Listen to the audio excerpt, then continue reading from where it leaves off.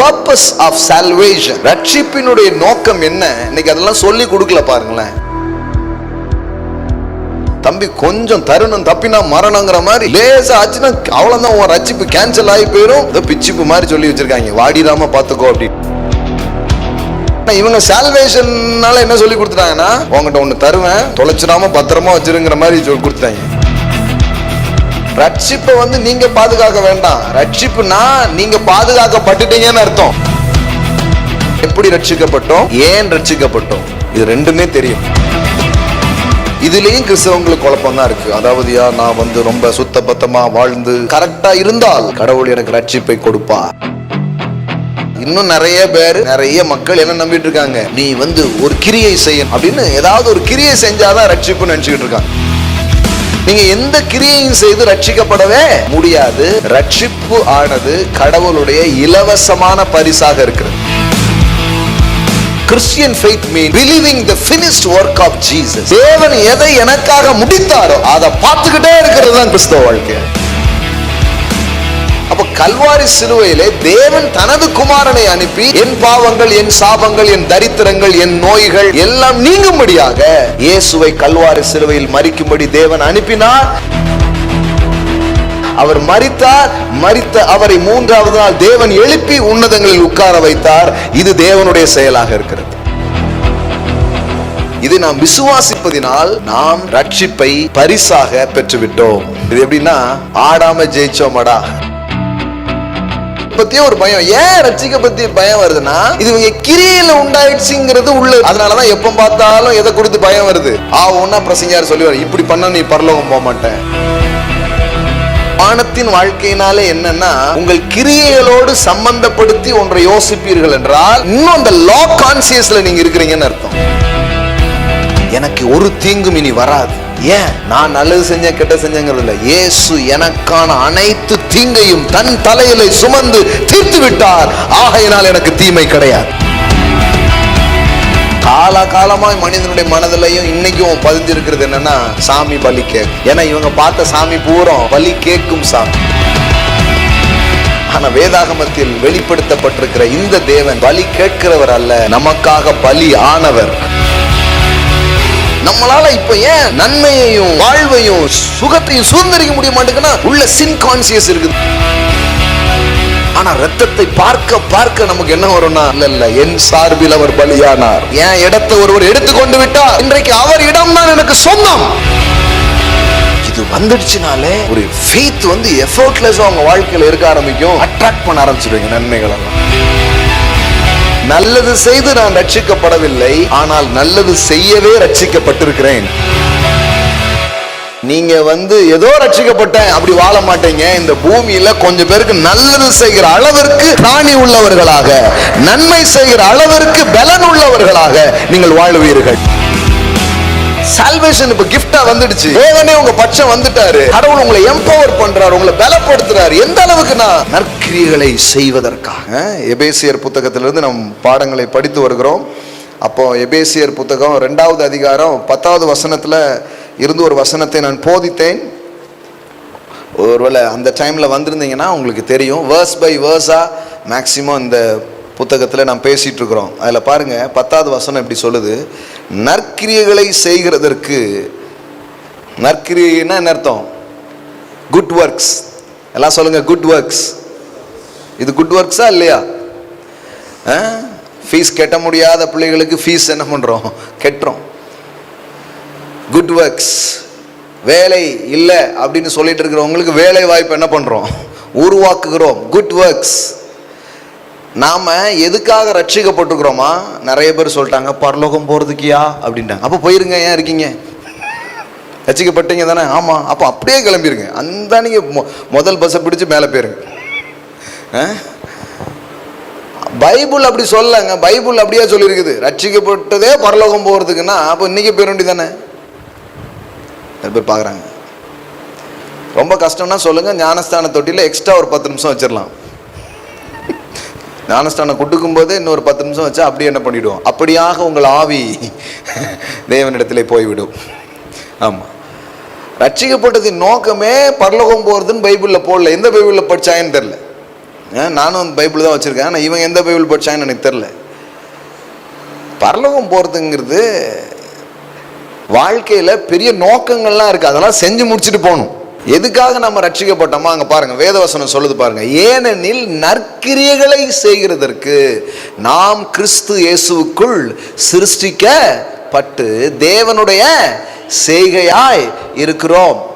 அவைகளில் நாம் நடக்கும்படி அவர் முன்னதாகவே அவைகளை ஆயத்தம் பண்ணி இருக்கிறார். The purpose of salvation. கரெக்டாக புரிஞ்சுக்கோங்க. ரட்சிப்பினுடைய நோக்கம் என்ன? இன்னைக்கு அதெல்லாம் சொல்லி கொடுக்கல பாருங்களேன், சொல்லி கொடுக்கல. அப்படி உன்னை பரிசுத்தமாய் காத்துக்கொண்டு அவன் பாருங்க ரட்சிக்கப்பட்ட நாள்ல இருந்து போராடிக்கிட்டே இருக்கான். அப்படியே தொடச்சி விட்டுக்கிட்டு ஏசு வருகிறவரை அப்படியா அதிலே போக்கஸ்ல இருக்காங்க பாருங்க. தம்பி கொஞ்சம் தருணம் தப்பினா மரணங்கிற மாதிரி லேசா ஆச்சுன்னா அவ்வளோதான், உன் ரட்சிப்பு கேன்சல் ஆகி போயிடும், பார்த்துக்கோ அப்படின்ட்டு. ஏதோ பிச்சிப்பு மாதிரி சொல்லி வச்சிருக்காங்க, வாடிடாம பார்த்துக்கோ அப்படின்ட்டு. ரட்சிப்புங்க, சால்வேஷன்னா சாதாரணமான விஷயம் கிடையாது, இது பெரிய ஒரு காரியம். அது என்னன்னே புரியல. ரட்சிப்பை நீங்க பாதுகாக்க வேண்டாம். ரட்சிப்புனா நீங்க பாதுகாக்கப்பட்டுட்டீங்கன்னு அர்த்தம். சால்வேஷனால என்ன? கடவுள் உங்களை காப்பாற்றி விட்டார். ஆனா நம்மளை கூப்பிட்டு என்ன சொல்லிட்டாங்கன்னா, உன் ரட்சிப்பை காத்துக்கொள்ட்டேன். சார் என்ன சார் தலையில்? கடவுள் என்னை காப்பாற்றி விட்டால் அல்லது கடவுள் என்னை காத்து கொண்டார், கடவுள் என்னை மீட்டு விட்டார், அதுக்கு பேர் தான் சால்வேஷன். இவங்க சால்வேஷன்னால என்ன சொல்லி கொடுத்துட்டாங்கன்னா, உங்ககிட்ட ஒன்று தருவேன், தொலைச்சிடாம பத்திரமா வச்சிருங்கிற மாதிரி சொல்லி கொடுத்துட்டாங்க. இவன் பிடிச்சிக்கிட்டே அலைகிறான். ஐயோ அதை விட்டுறக்கூடாது, அது போயிடக்கூடாது, இது பண்ணக்கூடாது அப்படின்னு அப்படி ஆக்கி விட்டாங்க பாருங்க. ஒரு பாரத்தை எக்ஸ்ட்ரா கூட்டு விட்ட மாதிரி ஆகிப்போச்சு. இது அப்படிப்பட்ட ஒரு விஷயம் கிடையாது. இது என்ன மாதிரி விஷயம்னா, சால்வேஷன்னா நீங்க காக்கப்பட்டுட்டீங்க, இனி உங்களுக்கு தீங்கு இல்லை, நீங்கள் மீட்கப்பட்டு விட்டீர்கள் அப்படிங்கிறது தான் அர்த்தம் பாருங்க. கரெக்டாக ரட்சிப்பையே கரெக்டாக சொல்லி கொடுக்காதனால சில பேர் எத்தனையோ வருஷம் ஆயும் சபைகளுக்கு போயும் மக்கள் அப்படியே இருக்கிறாங்க பாருங்க. 30 வருஷமா போயிட்டு இருக்கம்பாங்க. நமக்கு 30 வருஷமா போய் நீ இப்படி தான் இருக்கியா, அப்போ நான் போகலாமா வேண்டாமான்னு உங்களுக்கு டவுட் ஆகி போயிடும். அப்படி இல்லை பாருங்க. ரட்சிப்புக்கு ஒரு பெரிய நோக்கம் இருக்கு. வேதவசனம் சொல்லுகிறது நாம ஏன் ரட்சிக்கப்பட்டோமா? 9வது வசனத்தில் நாம் எப்படி ரட்சிக்கப்பட்டோம் என்று சொல்லுகிறார். 10வது வசனத்தில் நாம் ஏன் ரட்சிக்கப்பட்டோம் என்று சொல்லுகிறார். எல்லாம் சொல்லுங்க, எப்படி ரட்சிக்கப்பட்டோம், ஏன் ரட்சிக்கப்பட்டோம்? இது ரெண்டுமே தெரியணும். எப்படி நாம் ரட்சிக்கப்பட்டோமா? கிரியையினால் நீங்கள் ரட்சிக்கப்படவில்லை. எதனால ரட்சிக்கப்பட்டீங்களா? கிருபையினால் விசுவாசத்தை கொண்டு ரட்சிக்கப்பட்டீர்கள். பாருங்க, கிருபையினாலே விசுவாசத்தை கொண்டு ரட்சிக்கப்பட்டீர்கள். ரட்சிப்பு எப்படி எனக்கு வந்துச்சு? இதுலேயும் கிறிஸ்தவங்களுக்கு குழப்பம்தான் இருக்கு. அதாவது நான் ரொம்ப சுத்த பத்தமாக வாழ்ந்து ரொம்ப கரெக்டாக இருந்ததினால் அல்லது கரெக்டாக இருந்தால் கடவுள் எனக்கு ரட்சிப்பை கொடுப்பார். இல்லைங்க, அப்படிப்பட்டது கிடையாது. உங்கள் கிரியையினால ரட்சிப்பை நீங்கள் வாங்கவே முடியாது. ரட்சிப்பு எப்படி கிடைக்குதா? For it is by grace, God's remarkable compassion and favour. பாருங்க, அதன் மூலமாக தான் உங்களுக்கு கிடைக்குது. கடவுளுடைய கிஃப்ட்டுங்க, கடவுளுடைய தயவு, பரிசாக அந்த சால்வேஷன் உங்களுக்கு என்ன பண்ணியிருக்கிறார்? கொடுத்திருக்கிறார். கிருபையினாலே விசுவாசத்தை கொண்டு ரட்சிக்கப்பட்டீர்கள். ஆமென். எல்லாம் சொல்லுங்க, கிருபையினாலே. ஆமென். கிருபை கொடுத்தது, விசுவாசிச்சு எடுத்துக்கிட்டீங்க, இப்ப ரட்சிப்பு உண்டாயிட்டு. கிரியையினால அது வரவே வராது. இன்னும் நிறைய பேர், நிறைய மக்கள் என்ன நம்பிட்டு இருக்காங்க, நீ ஒரு கிரியை செய்யணும் அப்படின்னு, ஏதாவது ஒரு கிரியை செஞ்சாதான் ரட்சிப்புன்னு நினைச்சுக்கிட்டு இருக்காங்க. நீங்க எந்த கிரியையும் செய்து ரட்சிக்கப்படவே முடியாது. ரட்சிப்பு ஆனது கடவுளுடைய இலவசமான பரிசாக இருக்கிறது. ஆமென். அதாவது நான் ரட்சிப்புனா இப்படி புரியுற மாதிரி சொல்றேன். பரலோகம் செல்வது என்பது உங்கள் பரிசுத்தத்தினால் உங்களுக்கு கிடைக்கிற ஒரு காரியம் அல்ல, கடவுள் தரும் பரிசாக அது இருக்கிறது. You cannot earn it. It is the unmerited favor of God. நீங்க அதையும் செஞ்செல்லாம் பெற முடியாது. நீங்க அதையும் செஞ்சு பெற முடியும்னா அவர் இயேசுவை அனுப்பியிருக்கவே மாட்டார். தம்பி எல்லாத்தையும் கரெக்டா செஞ்சுட்டு வந்துருன்னு இருப்பார். அப்படி யாராலையும் சரியா செய்ய முடியல. அதனாலதான் தேவன் தனது குமாரனை அனுப்பி கல்வாரி சிலுவையில் அவரை மரிக்க செய்து, அவர் செய்த செயலை ஒரு மனிதன் விசுவாசிப்பதன் மூலம் அவனுக்கு ரட்சிப்பு உண்டாக ஆரம்பிக்கிறது. ஆமென். விசுவாசத்தால் நீதிமான் பிழைப்பான். அப்ப கிருபையினாலே விசுவாசத்தை கொண்டு என்ன பண்ணப்பட்டீங்க? ரட்சிக்கப்பட்டீர்கள். ரட்சிப்பு என்பது என் கிரியையினால் வரவில்லை, அவர் கிருபையினால் வந்தது. எல்லாம் சொல்லுங்க. ரட்சிப்பு என்பது, பரலோகம் செல்வது என்பது என் கிரியையினால் அல்ல, அவர் கிருபையினால். இது முதல்ல விளங்குனாதான் சமாதானமா முதல்ல இருப்பீங்க. நீ பாரு, நீ அப்படி பண்ணிட்ட இப்படி பண்ணிட்டனா அப்புறம் அவ்வளவுதான், குற்ற உணர்வுல தான் உட்காந்து. சபையில இந்த குற்ற உணர்வை தான் வளர்த்து விடுறாங்களே தவிர தேவன் அவர்களை மன்னித்தார் அப்படிங்கிற உணர்வை மக்களுக்குள்ள என்ன பண்ணல, கொண்டு போகல. அப்ப ஏன் அப்படி வரலன்னா, இந்த ரட்சிப்பு என்பது நாம் கிரியை செய்து கிடைக்குன்னு யாரோ சொல்லிட்டாங்க. ஆனா வேதவசனம் அதை மறுக்கிறது. வேதவசனம் சொல்லுகிறது, கிருபையினாலே விசுவாசத்தை கொண்டு ரட்சிக்கப்பட்டீர்கள், இது உங்களால் உண்டானது. எவ்வளவு தெளிவா சொல்லியிருக்காரு பாருங்க. உங்களால் உண்டானது அல்ல, இது தேவனுடைய ஈவு. அப்படின்னா என்ன அர்த்தம்? எப்படி இருப்பாங்க? ஈவுன்னா என்ன அர்த்தம்னா, இந்த கணக்குல ஈவுன்னு போடுவோமே அது கிடையாது. அந்த ஈவு வேற. வகுத்தல்ல வருமே ஈவு, ஈவு மீதி, அந்த ஈவு இல்லை. இந்த ஈவுன்னா என்ன அர்த்தம்னா, கிஃப்ட் ஆஃப் காட்.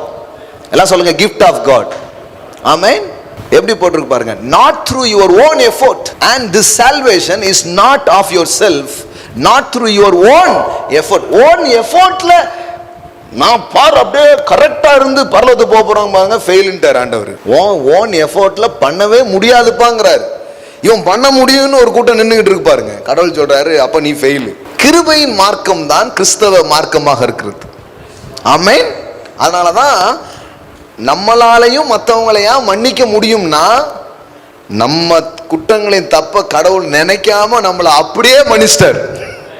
ஆனா இப்ப ஏன் சில கிறிஸ்தவங்களாலாம் மன்னிக்க முடியறது இல்லைன்னா, செத்தாலும் நான் மறக்க மாட்டேன். செத்தாலும் இவருக்கு ஞாபக சக்தி இருக்கும் பாருங்க. எவ்வளவு பெரிய ஆள் பாருங்க. நிறைய பேருக்கு உயிரோடு இருக்கும்போதே மறந்து போகுது. ஆனா நான் செத்தாலும் மறக்க மாட்டேன். சபதம் பாருங்க, எது வரைக்கும் தொடருது பாருங்க. அந்த அளவுக்கு ஏன் மக்கள் யோசித்தாங்கன்னா, இவங்களே மன்னிப்ப கிரியை செஞ்சுதான் பெற்றதா நினைக்கிறாங்க. இல்லைங்க, எவ்வளவு அழகா வேதவசனம் சொல்லுது. Is not of yourself, not through your own effort, but it is the undeserved gracious gift of God. It's a gift of God. எல்லாம் சொல்லுங்க, gift of God. Salvation is a gift of God. It's unmerited favor. கடவுள் எனக்கு தந்த பரிசு தான் ரட்சிப்பாக இருக்கிறது. நீங்க ஏதாவது ஒண்ணு செஞ்சு உங்களுக்கு கடவுள் ஒண்ணு தந்தா அதுக்கு பேர் கூலி, அதுக்கு பேர் பரிசு கிடையாது. புரியுதுங்களா உங்களுக்கு? நீங்க ஒரு வேலை செய்றீங்க, வேலை செஞ்சு முடிச்ச உடனே ஓனர் கூப்பிட்டு, இந்தாப்பா கிஃப்டா இந்த 1000 ரூபாயை நீ வச்சுக்கோன்னா நீங்க என்ன பண்ணுவீங்க? ஓ கிஃப்டாயா இது, நான் வேலை பார்த்துருக்கேன், சம்பளம் கொடுக்குறீரு, இதுக்கு பேர் கிஃப்டா அப்படின்னு என்ன பண்ணுவோம், யோசிப்போம். ஸோ நான் அதுக்கு பேர், அது கிஃப்ட் கிடையாது, அதுக்கு பேர் என்னது? கூலி.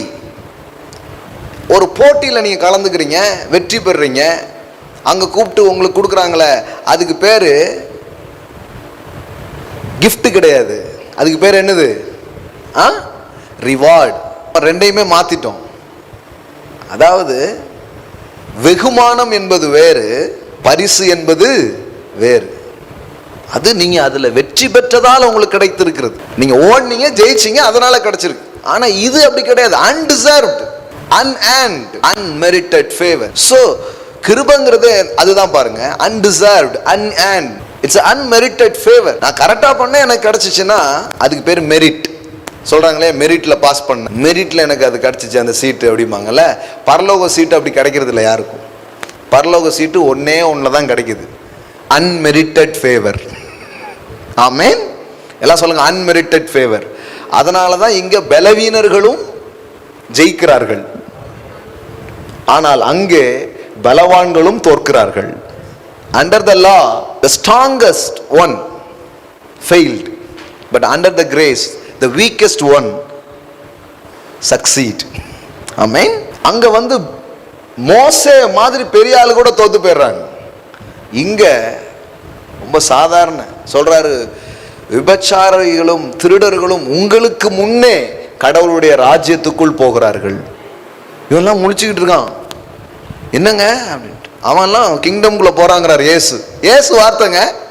விபச்சாரம் பண்ணவன் திருடினவன்லாம் எங்க போறான்? பரலோகத்துக்கு போயிட்டு இருக்கான். இவனு அது எப்படிங்க, அவங்களாம் எப்படிங்க போக முடியும்? போக முடியும். எப்படி போக முடியும்? அவங்கெல்லாம் தங்களுடைய நீதியை அவர்கள் நம்பாமல் ஆண்டவா அப்படின்ட்டாங்க, உள்ள போன்ட்டார். ஆமென். புரியுதுங்களா? மத்தவன் பூரம் ஏன் உபவாசம், ஏன் ஒயிட் சட்டை, நான் பாருங்க அப்பமே இருந்து அவ்வளவு யோகியன்ட்டார்லாம், எல்லாம் ஃபெயில்ன்ட்டார். பாவத்தை விட மோசமானது ஒண்ணு இருக்கு, அதுக்கு பேரு சுயநீதி. The greatest sin is a self righteousness. நம்ம பாவம் மோசமானதுங்கிறோம். இயேசு சொன்னார் பாவம் மோசமானதே கிடையாது, ஏன்னா பாவிகளுக்காக தான் நான் மரிக்கிறேன். ஆமென். பாவிகளை ரட்சிக்கிறதுக்கு தான் நான் வந்திருக்கிறேன். ஆனா ஒரே ஒரு ஆளை தான் என்னால ரட்சிக்கவே முடியாது. அவர்கள் யார் என்றால் சுயநீதிக்காரர்கள், செல்ஃப் ரைச்சஸ்னஸ். சுயநீதிக்காரர்களுக்கு எந்த ரட்சிப்பையும் கடவுள் தர முடியாது. ஏன்னா அவங்க என்ன நினைக்கிறாங்கன்னா, ஐ கேன் ஏர்ன் இட், நானே சம்பாதிக்க முடியும், நான் என் கிரியையிலே எல்லாத்தையும் பார்த்துக்குவேன் அப்படின்னு நினைக்கிறாங்க. அப்போ கடவுளே தள்ளி நிற்கிறாரு பாரு. அதான் பழைய ஏற்பாடு. பழைய ஏற்பாடு முழுவதும் மக்கள் தோற்கிறார்கள், ஏனென்றால் அவர்கள் சுயநீதியை நம்பி நின்றார்கள். ஆனால் இயேசுவின் மூலமாய் நம்ம கொடுக்கப்பட்டிருக்கிற காரியம் என்ன? தேவ நீதி. ஆமென். நீதி கூட ஒரு கிஃப்ட் தான். ஆமென். பாவம் அறியாத இயேசு பாவமானார். நீதி செய்யாத நாம் நீதியாகிறோம். அவர் பாவம் செய்யல, ஆனா என்னதான் என்னாரு? பாவமானார். நம்ம நீதி செய்யல, நம்ம என்னவாயிட்டோம்? அப்போ நமக்கு கொடுக்கப்பட்டிருக்கிற நீதி செய்ததினால் வந்ததல்ல, அவர் செய்ததினால் வந்தது. எல்லாம் சொல்லுங்க, நான் செய்ததினால் வரவில்லை, அவர் செய்ததினால் வந்தது. அப்போ இது எவ்வளவு பவர்ஃபுல்லான ஒரு விஷயம் பாருங்க. அவர் செய்ததை நீங்க எப்போ விசுவாசிக்கிறீங்களோ அதுதான் கிறிஸ்தவ வாழ்க்கைங்கிறது. So Christian faith means believing the finished work of Jesus, the finished work of God. தேவன் எதை எனக்காக முடித்தாரோ அதை பார்த்துக்கிட்டே இருக்கிறது தான் கிறிஸ்தவ வாழ்க்கையாக இருக்கு. கண்ணு என்னைக்கு அதை விட்டு வேற எங்கேயாவது போதோ அப்ப நீங்க மதத்துக்குள்ள போயிருவீங்க. It's not a religion. மதம் அப்படி ஆக்கிடுது. ஆனா இது is totally is a gift of God. எல்லாம் சொல்லுங்க, இது உங்களால் உண்டானது அல்ல.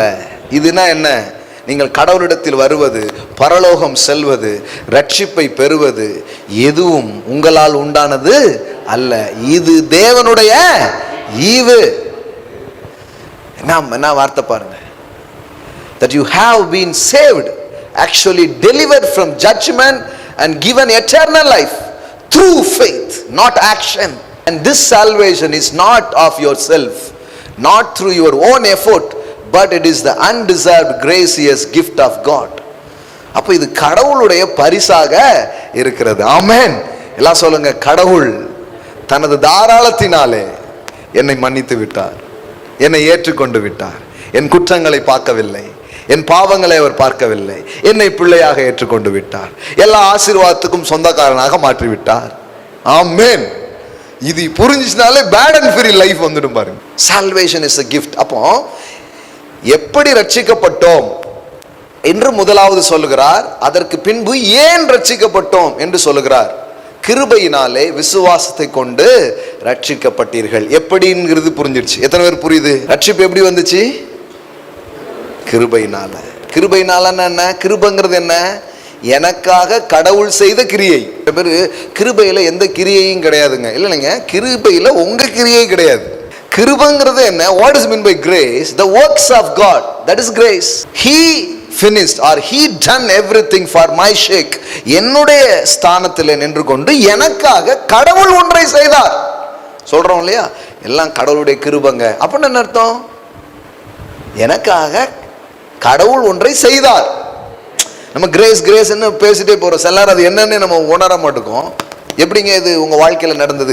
எல்லாம் அவருடைய கிருபைங்க. அப்படின்னு என்ன அர்த்தம்? நான் செய்யவில்லை, ஆனால் அவர் செய்தார். அவர் ஒர்க் பண்ணார், அவர் எனக்காக ஒன்றை செய்தார். அப்ப கிருபை என்பது கடவுள் எனக்காக செயல் புரிந்தார். அப்ப கல்வாரி சிலுவையிலே தேவன் தனது குமாரனை அனுப்பி என் பாவங்கள், என் சாபங்கள், என் தரித்திரங்கள், என் நோய்கள் எல்லாம் நீங்கும்படியாக எனது சார்பாக, உங்களது சார்பாக இயேசுவை கல்வாரி சிலுவையில் மரிக்கும்படி தேவன் அனுப்பினார். அவர் மரித்தார். மரித்த அவரை மூன்றாவது நாள் தேவன் எழுப்பி உன்னதங்களில் உட்கார வைத்தார். இது தேவனுடைய செயலாக இருக்கிறது. ஆமென். இதை நாம் விசுவாசிக்கிறோம். இதை நாம் விசுவாசிப்பதினால் நாம் ரட்சிப்பை பரிசாக பெற்றுவிட்டோம். ஆமென். இது எப்படின்னா, ஆடாம ஜெயிச்சோமடா அதான் படிக்காம பாஸ் ஆனமோடா. இப்போ நம்ம பிள்ளைங்கள்லாம் 10th 12th எழுதலை, ஆனால் என்ன ஆயிட்டாங்க? பாஸ் ஆயிட்டாங்க. நம்மளும் அப்படிதான் பாஸ் ஆயிருக்கோம். எக்ஸாம் மட்டும் வச்சிருந்தாங்க, இது தெரியாம நிறைய பேர் எக்ஸாம் எழுதிட்டு இருக்காங்க. இன்னும் நமக்கு கடவுள் பாஸ் பண்ணி விட்டார். ஆமென். You are seated in the heavenly realm. பரலோகத்துக்கு போவானான்னு இல்லை, பரலோகத்துல தான் உட்கார்ந்துருக்கீங்க. அதே எபேசியர் 2 முந்தின வசனம் பாருங்க. கிறிஸ்து இயேசுவுக்குள் நம்மை அவரோடு எழுப்பி உன்னதங்களிலே அவரோடு கூட உட்கார இனிமேதான் வைக்க போறாரா, இல்ல உட்கார வச்சுட்டாரா? என்னங்க உங்க பைபிள்ல போட்டிருக்கு அங்கு உட்காருவீர்கள் அப்படி போட்டிருக்கா, இல்ல உங்களை உட்கார வச்சுட்டாருன்னு போட்டிருக்கா? நிறைய பேருக்கு இதுவே தெரியாது. நிறைய பேர் நினைக்கிறாங்கன்னா நான் எப்படியாவது பரலோகம் போயிடும். எப்படி பாஸ் நீங்க பரலோகத்துல தான் இருக்கிறீங்க, உன்னதங்களில் எங்க உட்கார்ந்துருக்கீங்க? கிறிஸ்து இயேசுவுக்குள் நம்மை அவரோடு கூட எழுப்பி உன்னதங்களில் எங்க உட்கார வச்சிருக்கிறாரு? அவரோடு கூட உட்காரவும் செய்தார். எவ்வளவு அழகான வார்த்தை பாருங்க. இனிமே நடக்க போறது கிடையாது, அது நடந்துடுச்சு. So you are seated in the heavenly realm. You are seated with Christ. அவரோடு கூட தான் எங்க பண்ணிருக்கீங்க? உட்கார்ந்துருக்கீங்க. எதுக்கு இதை சொல்லணும்னா, பரலோகம் போறது இப்போ ஒரு பிரச்சனையே கிடையாதுங்க. எப்போ இயேசு செஞ்சு முடிச்ச செயலை நீங்க நம்பினீங்களோ அப்பவே உங்களுடைய பாவம் மன்னிக்கப்பட்டுடுச்சு. Your sins are forgiven. Your past, present and future sins, உங்களுடைய கடந்த கால, உங்கள் நிகழ்கால, உங்கள் வருங்கால, உங்கள் முழு வாழ்வின் பாவங்கள் என்ன பண்ணப்பட்டிருக்கிறது? மன்னிக்கப்பட்டிருக்கிறது. You're totally saved. அறகுறையா ஒன்றும் ரட்சிக்க நான் இன்னும் முழுமையாக ரட்சிக்கப்படவில்லை. அது என்ன முழுமையாக ரட்சிக்கப்படல? குழந்தை இப்போ ரெண்டும் கை மட்டும்தான் பிறந்திருக்கு, இன்னும் உடம்பு பிறக்கலை, அப்படி சொல்லுவீங்களா? குழந்தை பிறந்துடுச்சுனாலே என்னதான் முழுசாதான் பிறக்க முடியும். இல்லைங்க கை தனியா கால் தனியா அப்படிலாம் பிறக்காது. குழந்தை பிறந்திருக்குன்னா முழுமையா பிறந்திருக்குதான். ரட்சிப்புங்கிறது என்ன? மறுபடியும் பிறப்பது. இல்லைங்க கை மட்டும் ரட்சிக்கப்பட்டிருக்குங்க, இன்னும் கால் ரட்சிக்கப்படலங்க அப்படிலாம் சொல்ல முடியாது. born again மீன்ஸ் நீங்க பிறந்துட்டீங்கன்னு அர்த்தம். அதான் சால்வேஷன் இல்லையா? சால்வேஷனுக்கு இன்னொரு வார்த்தை என்ன? born again, மறுபடியும் பிறப்பது. நீங்க என்ன பண்ணிட்டீங்க? தேவனுடைய வித்தினால் தேவனுடைய பிள்ளைகளா நீங்க என்ன பண்ணிட்டீங்க? பிறந்துட்டீங்க. ஆமென். நான் சொல்லுங்க, நான் பிறந்துட்டேன். இப்போ ஏதாவது மாற்ற முடியுமா? மாற்றவே முடியாது. So nobody can cancel your salvation. No one can cancel your salvation. உங்க ரட்சிப்பை யாரால என்ன பண்ண முடியாது? கேன்சல் பண்ணவே முடியாது. இப்போ உங்களுக்கு ஒரு பிள்ளை பிறந்திருக்கு, ஒரு பையன் பிறந்திருக்கிறான், உங்களுக்கு ஒரு சந்ததி இருக்குன்னு வச்சுக்கோங்களேன். ஈவன் என் பிள்ளை இல்லை அப்படிங்கிறத உங்களால மாற்ற முடியுமா? கோர்ட்டுக்கு போய் கேஸ் போட்டாலும் மாற்ற முடியாது. ஏன்? உங்கள் ரத்தத்தில் உங்கள் பிள்ளையாய் பிறந்தது தான். ஒருவேளை சண்டை போட்டுட்டு நீ எனக்கு அப்பா இல்லை, உனக்கு அம்மா இல்லை, பிள்ளை இல்லைன்னு போகலாம். ஆனால் அது உறவு ரீதியான பிரிதல். ஆனால் உண்மை ரீதியில் என்னன்னா அதை மாற்றவே, அது மாதிரி தான் நீங்கள் மறுபடியும் பிறந்திருக்கீங்க, ரட்சிக்கப்பட்டிருக்கீங்க, கடவுளுடைய பிள்ளையாட்டீங்க, அதை எதாலும் மாற்றவே முடியாது. Once saved you are always saved. Amen. ரொம்ப முக்கியம். ஒரு முறை நீங்கள் ரட்சிக்கப்பட்டிருக்கீங்கன்னா, கடவுளுடைய பிள்ளையா பிறந்துட்டீங்கன்னா, அதை யாரும் மாற்றவே முடியாது. சில பேருக்கு ரொம்ப பயம், பிரதர் கேன்சல் ஆகிட்டுனா என்ன பண்ண, வருஷத்துக்கு ஒரு முறை ரினியூ பண்ணுமா ஆர்டிஓ ஆஃபீஸில் கேன்சல் ஆகிடுமா பிரதர் அப்படிங்க. நிறைய இதை பற்றியே ஒரு பயம், ரட்சிப்பை பற்றியே ஒரு பயம். ஏன் ரட்சிக்க பற்றி பயம் வருதுன்னா, இது இவங்க கிரியையில் உண்டாயிடுச்சுங்கிறது உள்ள இருக்கு. அதனால தான் எப்போ பார்த்தாலும் எதை குறித்து பயம் வருது. ஒன்றா பிரசங்கியார் சொல்லுவார், இப்படி பண்ண நீ பரலோகம் போக மாட்டேன். ஏன்னா அவர்கிட்ட இருக்கிற ஒரே ஒரு கயிறு என்னது தான்? மூக்கணாங்கயிறு என்னது தான்? இப்படி செய்தால் நீ நரகம் தான் போவாய், இப்படி செய்தால். அன்னைக்கு ஒருத்தர் சொல்றாரு, எலெக்ஷன்ல நீ ஓட்டு போடலனா நரகத்தான் போவ அப்படின்னு. அதுக்கு இதுக்கு என்ன? ஜனநாயக கடமை ஆற்றும்படி ஓட்டு போடுங்கன்னு சொல்லுங்க, அது பரவாயில்ல, ஒரு பொறுப்பா இருந்துக்கோங்கன்னு சொல்லலாம். அதையும் எது கூட தான் சேர்க்குறாங்க, பரலோகத்துக்கு கூட. அதனாலதான் சில பேருக்கு ஒரு மாதிரி ஆகிப்படுது. என்ன இப்படி இவ்வளவு லேட்டா வந்தானா நீ எப்படி பரலோகத்துக்கு போவ? சார் ஒரு 10 நிமிஷம் லேட் ஆயிடுச்சு, பஸ் லேட்டு, டிரைவர் லேட்டா வந்ததுக்கு எனக்கு பரலோக சீட்டை கழிச்சிருவாங்களா? ஒரு வாரம் நீ வரவில்லை, உனக்கு கேன்சல் ஆகிவிடும். இப்படி அட்டாச் பண்ணிட்டாங்க எல்லாம். அவர் கிஃப்ட்னு வச்சாரு பாருங்க. இவங்க அந்த கிஃப்ட் கூட 100 ரூபா கொடுத்தா அந்த கிஃப்ட், சில கடையில் சிலது விற்பாங்க பார்த்தீங்களா, இது கிஃப்ட்டுங்க, ஆனால் 100 ரூபா கொடுத்தீங்கன்னா அந்த கிஃப்ட் உங்களுக்கு கிடைக்குமா? டே 100 ரூபா கொடுத்தேன்னா அதுக்கு பேர் எப்படி கிஃப்ட் ஆகும்? அது பேர் கிஃப்டே கிடையாது. அது மாதிரி இவங்க என்ன பண்ணிட்டாங்கன்னா நிறைய விஷயத்தை அட்டாச் பண்ணிட்டாங்க. அது கூட அட்டாச் பண்ணி ஜெபம் பண்ணலன்னா நீ பரலோகம் போக மாட்டேன், ஒழுங்கா பைபிள் வாசிக்கலாம் நீ பரலோகம் போக மாட்டேன், எல்லாத்தையும் எங்கெல்லாம் ஜெபாங்க, பரலோகம் போக மாட்டேன். சார் நீங்க போய்க்கோங்க சார் அந்த பரலோகத்துக்கு, நான் வரல சார். இவ்வளவு டென்ஷன் பண்ணீங்கன்னா அவன் அப்படிதான் அப்படிப்பட்ட இடத்துக்கு வந்துட்டாங்க நிறைய பேர். இன்னத்தை போட்டு பரலோகம் நீனே போப்பா அந்த பரலோகத்துக்கு, நான் வரலப்பா அப்படின்ட்டு. இவ்வளவு ஏன்னா அந்த கிரியையோட என்ன பண்ணிட்டாங்க, அட்டாச் பண்ணிட்டாங்க. அதனாலதான் அப்படி யோசிக்க ஆரம்பிச்சிட்டாங்க பாருங்க. அது கிரியையே கிடையாது, அதை கேன்சல் பண்ணவே முடியாது. அது தேவனுடைய பிள்ளையா நீங்க பிறந்துட்டீங்க. ஒரு முறை இயேசுவின் ரத்தம் உங்களை கழுவிச்சுன்னா கழுவுனது தான். ஏன்னா அது அவ்வளவு மகத்துவம் உள்ள ரத்தமாக இருக்கு. ஆமென். எப்படிங்க எப்படி சொல்றீங்கிறீங்களா? ஒரு வசனம் காட்டுறேன் பாருங்க. ஏன்னா சில நேரம் கொஞ்சம் உங்களுக்கு லேசா இருக்கும், சில பேருக்கு அப்படியே இருதயம் பட்டப்படத்து கேட்டுட்டு இருப்பாங்க. இதெல்லாம் எம்புட்டு பெரிய ஒரு காரியத்தை இவ்வளவு சாதாரணமா சொல்லிட்டாருன்னு. எங்க சாமியே வரம் கொடுக்கு, நான் ஏன் தடுக்கணும்? சாரி பூசாரி நம்ம தடுக்க வேண்டியதே கிடையாது, நம்ம இலவசமா கொடுத்துட வேண்டியதானே. கடவுளே தரும்போது நான் எதுக்கு போட்டு பெருசா அதை தடுத்துட்டு இருக்கணும்? கவனிங்க, ஒரு வசனம் உங்களுக்கு காட்டுறேன். பழைய ஏற்பாட்டின் பலிகளுக்கும் இயேசுவின் இரத்தத்தினால் உண்டாகிற அந்த கழுவப்படுதலுக்கும் இருக்கிற வித்தியாசத்தை எபிரேய ஆக்கியோன் சொல்லுகிறார். அந்த ஒரு வசனம் பார்த்துட்டு இதுக்குள்ள போலாம். எபிரேயர் 10வது அதிகாரம். எப்படி ரட்சிக்கப்பட்டோம், ஏன் ரட்சிக்கப்பட்டோம், முதல்ல எப்படி சொல்லுவோம், அப்புறம் ஏன்ங்கிறது சொல்லுவோம். எபிரேயர் 10 பாருங்க, எடுத்தீங்களா? 2 வகையான பலிகளை குறித்து அவர் பேசுகிறார். ஒன்று பழைய ஏற்பாட்டில் செய்யப்பட்ட மிருக பலி, இன்னொன்று கல்வாரி சிலுவையில் இயேசு கிறிஸ்து நமக்காக பலியான அந்த பலி. இந்த 2 பலிகளும் பாவங்களை மன்னிக்கும்படியாக வைக்கப்பட்ட நேமங்கள். பழைய ஏற்பாட்டில் உள்ள பலிக்கு பாவத்தை மன்னிக்கிற வலிமை கிடையாது. இயேசுவின் இரத்தத்தை தவிர மனிதனுடைய பாவத்தை மன்னிக்கக்கூடிய வலிமை வேற எதற்குமே கிடையாது. The blood of Jesus. There is no other way, there is no other remedy. Cross is the remedy for mankind. His blood is the remedy. வேற எதுவுமே வழி கிடையாது. ஆனா தற்காலிகமான நிவாரணமாக சில காரியம் கொடுக்கப்படும். அப்ப பழைய ஏற்பாட்டு பலிங்கிறது என்னன்னா, பாவம் மன்னிக்கப்படவில்லை, பாவம் மூடப்பட்டது. சொல்லுங்க, மூடப்பட்டது. அந்த பலியை நம்பினவர்கள் நீதிமானாக மாறவில்லை, நீதிமான்களாக கருதப்பட்டார்கள், நீதிமான்களாக எண்ணப்பட்டார்கள். அது அவனுக்கு நீதியாய் மாற்றப்பட்டதா எண்ணப்பட்டதா? ஆபிரகாம் தேவனை விசுவாசித்தான், அது அவனுக்கு எண்ணப்பட்டதுன்னா என்ன? சரி, நான் உன்னை என் பிள்ளையா நினைச்சுக்கிறேன், இவனும் என் பிள்ளை மாதிரி தான் அப்படின்னா பிள்ளைன்னு கிடையாது, கருதுகிறீர்கள். அப்படி என்ன பண்றீங்க என்றீங்க. சில சொல்லுவாங்களா, உங்க பைசா வேற என் பைசா வேறையாங்க அப்படின்ட்டு. அப்படியாங்க உண்மையா அப்படின்னீங்கன்னா, இல்ல ஒரு பேச்சுக்கு சொன்னோம் பாஸ், அதுக்காக அப்படி ஒரு கருதுகிறோம். கொஞ்சம் உண்மை, ஆனா முழு உண்மைன்னு சொல்ல முடியாது. கரெக்டா? கொஞ்சம் உண்மைதான், ஆனா முழுசா அப்படி என்ன பண்ண முடியாது சொல்ல.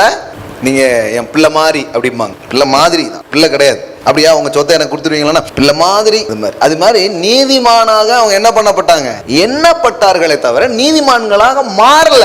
ஒரு கணக்குல வச்சுக்கலாம், நீதிமான்னு கணக்குல எழுதிக்கிறேன், இன்னும் அக்கௌண்ட்ல வரல, ஆனா என்ன பண்ணிக்கிறேன், கணக்குல வந்த மாதிரி எழுதிக்கிறேன். ஏன்னா பேமெண்ட் ஒன்றும் கொடுக்கல, பேமெண்ட் கொடுக்கப்படும் ஒன்று கொடுக்கப்பட்டிருக்கு. இயேசு எப்போ சிலுவையில் மறிக்க போறாரோ அன்னைக்கு தான் அக்கௌண்ட் கிளியர் ஆக போகுது. அது வரைக்கும் அக்கௌண்ட்ல எழுதிக்கிறேன். கவுண்டட் அப்படின்னே வருது பாருங்க, தேர் கவுண்டட் அப்படின்னே வருது. நீதிமானாக அவர்கள் என்ன பண்ணப்பட்டாங்களாம், என்ன பட்டார்கள். அதனால அக்கௌண்ட்ல எழுதிட்டாங்க அப்படியே. ஆனா அக்கௌண்ட் கிளியர் ஆகல. யாரோ அக்கௌண்ட்ல எழுதிக்கிட்டாங்கன்னா என்ன அர்த்தம், கொடுத்தீங்கன்னு அர்த்தம். எப்பமாவது கொடுக்கணும், வரவுன்னு எழுதிக்கிறேன், ஆனா வரும்போது கொடுத்துருங்க, அது மாதிரி எழுதிக்கிட்டாரு. ஆனா இயேசு எப்போ வந்தாரோ அப்பதான் அது என்ன பண்ணப்பட்டது, அவர்களுக்கு கொடுக்கப்பட்டது. அப்போ பழைய ஏற்பாட்டில் நீதி ஆகல, நீதிமானாக என்ன பட்டார்கள். they are counted righteous. அவர்கள் அப்படி கருதப்பட்டார்கள், அப்படி எண்ணப்பட்டார்கள் அப்படின்னு தான் இருக்கு. அப்போ மன்னிப்போ அல்லது விடுதலையோ பெருசா நடக்கல. இப்ப அந்த 2 பலியை பத்தி சொல்றாரு. இது ஏன் புரியணும்னா, உங்க ரட்சிப்பு எவ்வளவு நிச்சயமானதுன்னு உங்களுக்கு தெரியணும். தெரிஞ்சாதான் அந்த ரட்சிப்பின் வல்லமையிலையும் சந்தோஷத்திலும் நீங்க என்ன பண்ணுவீங்க, வாழ ஆரம்பிப்பீங்க. பாருங்க, எபிரேயர் 10:1 வாசிக்கிறேன். இப்படி இருக்க நியாயப்பிரமாணமானது வரப்போகிற நன்மைகளின் பொருளாய் இராமல் அவைகளின் நிழலாய் மாத்திரம் இருக்கிறபடினால் வருஷந்தோறும் இடைவிடாமல் செலுத்தப்பட்டு வருகிற ஒரே விதமான பலியினாலே அவைகளை செலுத்த வருகிறவர்களை ஒரு காலம் பூரணப்படுத்த மாட்டாது. வருஷந்தோறும் சாக்ரிஃபைஸ் பண்ணியிருக்கிறாங்க. அப்படி சாக்ரிஃபைஸ், அந்த டே ஆஃப் அட்டோன்மெண்ட் அப்படின்னு ஒன்று இருக்கும். அதாவது பாவ நிவாரண பலி செலுத்துகிற ஒரு நாள் அப்படின்னு ஒன்று உண்டு. அப்போ லட்சக்கணக்கான ஆடுகள் வெட்டப்படும் சொல்றாங்க. அந்த சரித்திரத்தின் காரியங்களை எழுதுறவங்கலாம் சொல்றாங்கன்னா ரத்தமாக இருக்குமா, எருசலேம் எங்கும் அந்த மிகப்பெரிய ஒரு ரத்தத்தை பார்க்க முடியுமா. ஏன்னா அந்த அட்டோன்மெண்ட் அந்த டேல அவ்வளோ ஆடுகள் என்ன பண்ணப்படும், வெட்டப்படும். ஆனால் அப்படி செலுத்தினா அதில் என்ன போட்டிருக்குது, செலுத்துகிறவர்களை ஒரு காலம் பூரணப்படுத்த மாட்டாது.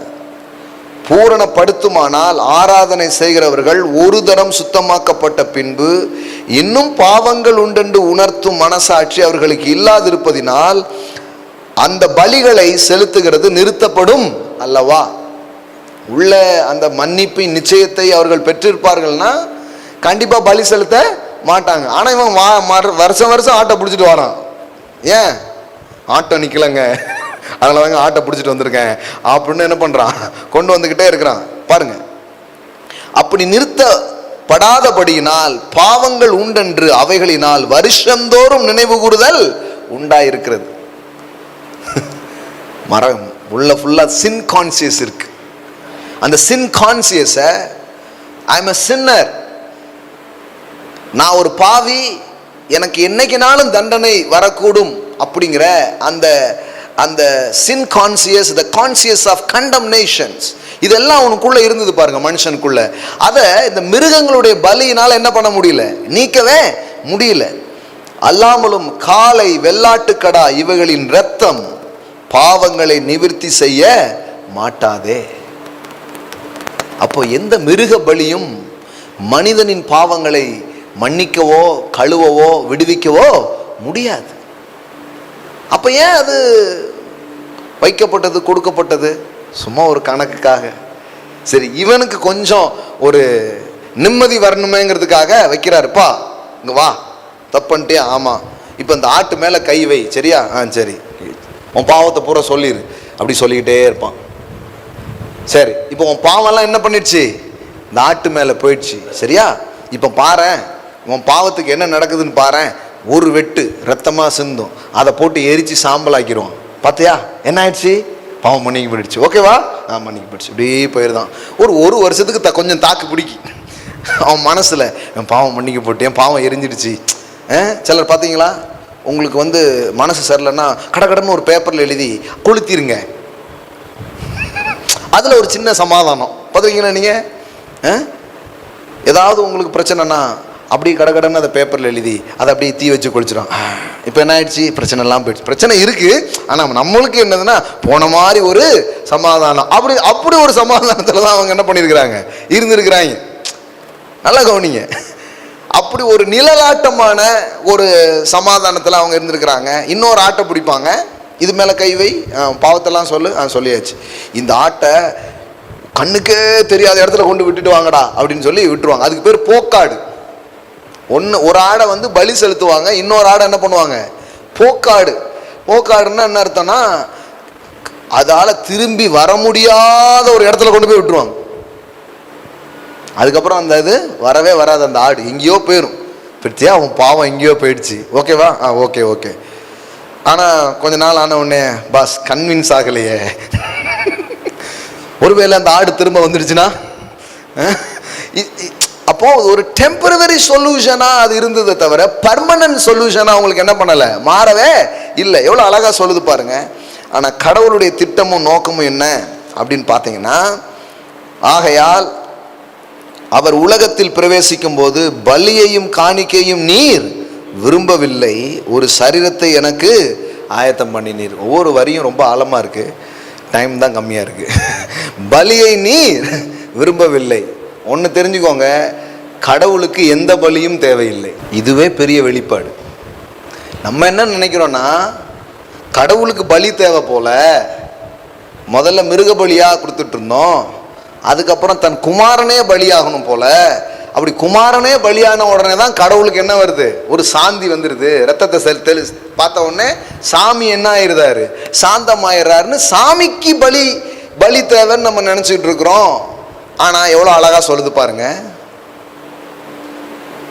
பலியையும் காணிக்கையையும் நீர் விரும்ப இல்லை. என்ன இது புதுசா இருக்கு பாருங்க. இது ஒரு சாதாரணமான காரியங்கள் கிடையாது. காலகாலமாய் மனிதனுடைய மனதிலையும் இன்னைக்கும் பதிஞ்சிருக்கிறது என்னன்னா, சாமி பலி கேட்கும். ஏன்னா இவங்க பார்த்த சாமி பூரம் பலி கேட்கும் சாமி. ஆனா வேதாகமத்தில் வெளிப்படுத்தப்பட்டிருக்கிற இந்த தேவன் பலி கேட்கிறவர் அல்ல, நமக்காக பலி ஆனவர். ஆமென். He is not asking the sacrifice, he provides the sacrifice. அது மட்டும் இல்ல, அவர் தன்னையே பலியாக கொடுக்கிறார். பலிங்கிறது கடவுளுக்கு, அதாவது இரத்த பலி என்பது கடவுளின் மனசாட்சியை சாந்தப்படுத்துவதற்கு என்று இன்னைக்கு வரைக்கும் நம்புறவங்க இருக்கிறாங்க. ஒரு நாளும் கிடையாது பலியை நீர் விரும்புகிறது இல்லை. அதை வெட்டிரு, இதை வெட்டிரு, அந்த ரத்தத்தை சிந்திரணும், இதை பண்ணிடணும், அப்பதான் சாமி. ஏன்னா சாமி உன் மேல கோபமா இருக்கு, ரத்தத்தை ஊத்தின உடனே சாமி என்ன ஆயிடுது, சாந்தமாயிடுது அப்படின்ட்டாங்க. என்ன ஒரு தவறான புரிதல் பாருங்க கடவுளை பற்றி. கடவுள் என்னைக்கு கோபமா இருந்தாரு, உங்கள்கிட்ட சொன்னாரு நான் உன் மேல கோபமா இருக்குன்ட்டு. பலி கடவுளுக்கு அல்ல. இப்போ பலி எதுக்கு, அப்புறம் எதுக்கு பலி? பலி எதுக்குன்னா நமக்கு ஒரு நம்பிக்கை வருகிறது, நான் அடைய வேண்டிய தண்டனையை. ஒருத்தர் தப்பு பண்ணியிருக்காரு, ஆனா இன்னும் கண்டுபிடிக்கப்படலை, யாருக்கும் தெரியல. எப்படி வாழ்வார்னு நினைக்கிறீங்க? ஒரு பயத்திலையும், என்னைக்கு நம்ம மாட்டுவோம், என்னைக்கு நம்ம பிடிபடுவோங்கிற ஒரு சமாதானமற்ற நிலையில தான் அவர் வாழ்வார். அப்போ கண்டுபிடிக்கப்பட்டாச்சு, என் சார்பாக ஒருவர் அந்த இடத்துக்கு போகிறார். நான் சுமக்க வேண்டிய பலியை, என் மேல வர வேண்டிய அந்த நியாய தீர்ப்புகளையும் தண்டனைகளையும் தன் மேல ஏற்றுக்கொண்டு எனக்காக பலியாகிறார். இப்ப அதை பார்க்கும்போது எனக்கு என்ன தோணுதுன்னா, இனி எனக்கு தண்டனை இல்லை. ஆமென். இனி என் மீது சாபம் இல்லை, இனி நான் தண்டிக்கப்படுவதில்லை, இனி எனக்கு எந்த பிரச்சனையும் வராது. ஏன்னா எனக்கான இடத்தை ஒருவர் எடுத்துக்கொண்டு எனக்காக பலியாகி விட்டார். I am free from condemnation, I am free from cursed. அப்ப சிலுவையை பார்க்கும்போது இதுதான் ஒரு மனுஷனுக்கு தோணுது. இன்னும் கிரியையில மக்கள் பிழைக்கிறதுனால தான் அவங்களுக்கு விசுவாசம் கூட வேலை செய்ய மாட்டேன். ஏன் இப்படி, நீ என்ன செஞ்சியோ அப்படிம்பாங்க. ஆமா, இது வரைக்கும் நம்ம செஞ்ச புண்ணியத்தில் தான் வாழ்ந்துட்டு இருந்தோமா. சில சொல்றாங்க ஒரு நல்லது நடந்து, யார் செஞ்ச புண்ணியமோ இந்த யாரை நான் உங்களுக்கு அறிவிக்கிறேன், அவருடைய புண்ணியங்களை அறிவிக்கும்படி அவர் நம்மை தெரிந்து கொண்டிருக்கிறார். ஆமென். யார் செஞ்ச புண்ணியமோங்கிறாங்களா, பேர் தெரியாம தான் சொல்லிட்டு இருக்கீங்க, அறியப்படாத தேவனுக்குன்ட்டு. யார் செஞ்ச புண்ணியமோ சொல்றாங்க பாருங்க. புண்ணியம் தான் இப்ப காப்பாத்துதுன்னு தெரியுது. ஆனா இந்த உலகத்துல அப்படி ஒரு புண்ணியம் யாருக்கும் இல்லை. எல்லாம் ஒரு கரப்டட் விஷயம் தான் இருக்குது. அந்த அளவுக்கு பூரணமா காப்பாத்துற புண்ணியம் இல்லை. ஆனா வேதவசனம் சொல்லுது, அவருடைய புண்ணியங்களை நாம் அறிவிக்கும்படி. அப்படின்னா என்ன, இயேசுவின் புண்ணியத்தால் நீங்கள் காப்பாற்றப்படுகிறீர்கள், நீங்கள் ஆசீர்வதிக்கப்படுகிறீர்கள், நீங்கள் விடுவிக்கப்படுகிறீர்கள். ஆமென். யாருடைய புண்ணியமோ, அவருடைய புண்ணியம். Thank you Lord Jesus. இப்போ கெட்டது நடந்த உடனே என்ன மைண்ட்ல வருது, ஏதோ எங்கேயோ செஞ்சிருப்பான், செய்யாமலையா. ஏதாவது நல்லது வந்துச்சுன்னா யார் செஞ்ச புண்ணியமோ. அப்போ நம்ம எல்லாருமே எதுல தான் கனெக்டடா இருக்கிறோம், ஆக்ட்ஸோட தான் கனெக்டடா இருக்கிறோம். ஒண்ணு நல்ல செயல், இல்லைன்னா கெட்ட செயல். நான் சொல்றேன், இதுக்கு பேர் தான் பிரமாணத்தின் வாழ்க்கை. பிரமாணத்தின் வாழ்க்கையினாலே என்னன்னா, ஏதோ 10 கட்டளையை பின்பற்றி வாழ்றதுன்னு நினைச்சுக்காதீங்க. 10 கட்டளைலாம் யாரும் பின்பற்றது இல்லை. பிரமாணத்தின் வாழ்க்கையினாலே என்னன்னா, உங்கள் கிரியைகளோடு சம்பந்தப்படுத்தி ஒன்றை யோசிப்பீர்கள் என்றால், you have the conscious about the law. இன்னும் அந்த லா கான்சியஸ்ல நீங்க இருக்கிறீங்கன்னு அர்த்தம். ஆனா எனக்கு ஒரு தீங்கும் இனி வராது. ஏன்? நான் நல்லது செஞ்சேன் கெட்ட செஞ்சேங்கிறது இல்லை. இயேசு எனக்கான அனைத்து தீங்கையும் தன் தலையில சுமந்து தீர்த்து விட்டார். ஆகையினால் எனக்கு தீமை கிடையாது. இப்ப நான் எதனோட connect ஆகுறேன்? His grace, His finished work. அவருடைய செயல்ல இப்ப நான் என்ன பண்ணிக்கிறேன்? இணைத்துக் கொள்கிறேன். இப்ப என் வாழ்க்கையில் ஒரு நல்லது வருது, இப்ப நான் என்ன பண்றேன்? இயேசுவின் செயலால, அவருடைய காருண்யத்தினால் இது எனக்கு கிடைக்கிறது. ஆமென். உனக்கு நல்லது நடக்கணும் இன்னைக்கு யாரு சொன்னாலும் சிலரால ஏன் நம்ப முடிய மாட்டேங்குது? முதல்ல நல்லது நடக்கணும்னு சொல்றதே ரொம்ப கம்மி. யாருமே ஒன்றும் பெருசா சொல்றது இல்லை. சபையிலே நிறைய நேரத்தில் சொல்றது இல்லை.